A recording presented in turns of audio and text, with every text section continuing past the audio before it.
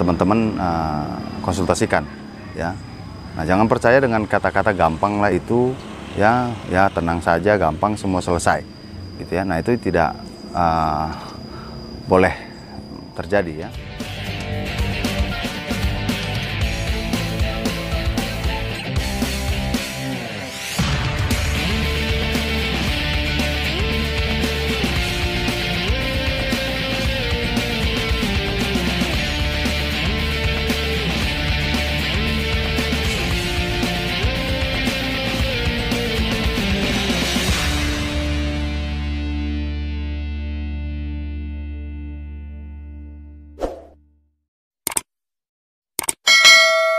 Sobat Bisikin Dong, kembali lagi bersama kami di Tips Hukum.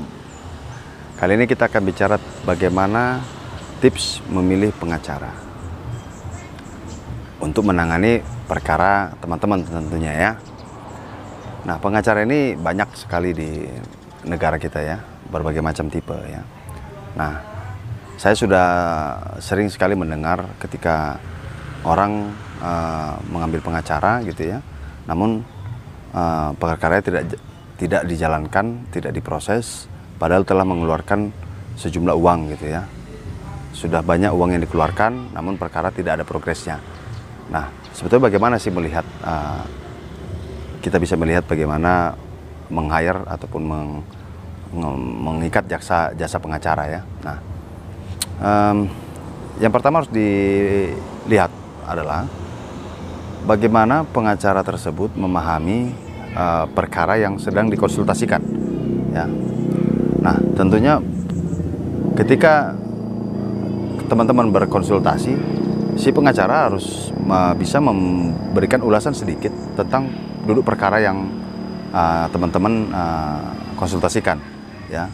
Nah, jangan percaya dengan kata-kata gampang lah itu ya, tenang saja, gampang, semua selesai gitu ya. Nah, itu tidak boleh terjadi ya. Nah, yang kedua, pengacara itu tidak ada yang menjanjikan kemenangan. Nah, jadi ketika ada pengacara yang menjanjikan kemenangan, teman-teman harus khawatir gitu ya.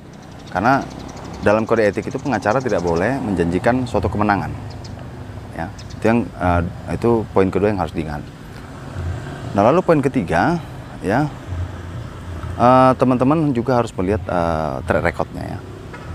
Harus melihat juga bagaimana tindak tanduk si pengacara ya dalam menangani kasus ya. Nah, supaya terbantu juga penyelesaian perkara teman-teman ya. Nah, jadi track record itu kan mudah dilihat ya, apalagi di era digital ini gitu ya.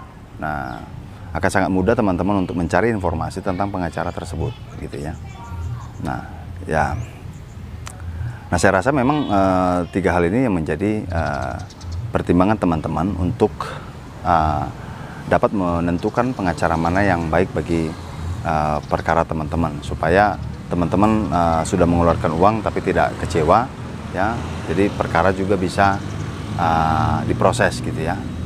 Nah, kemudian saya mau jelaskan bahwa yang namanya pengacara itu tidak segala super gitu ya, tidak super mahabisa ya.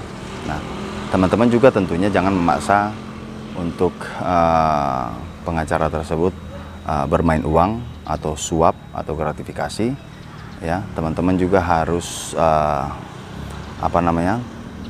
teman-teman juga jangan mengharapkan suatu kemenangan ya, terlalu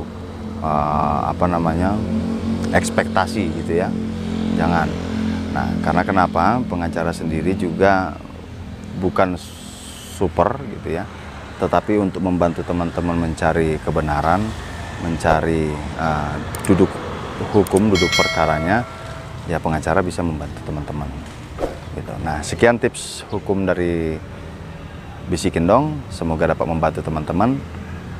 Semoga teman-teman juga dapat terhindar dari masalah hukum. Salam dari kami, ikuti kami terus. Jangan lupa like, subscribe ya, dan share ke teman-teman selanjutnya. Terima kasih, salam Bisikin Dong.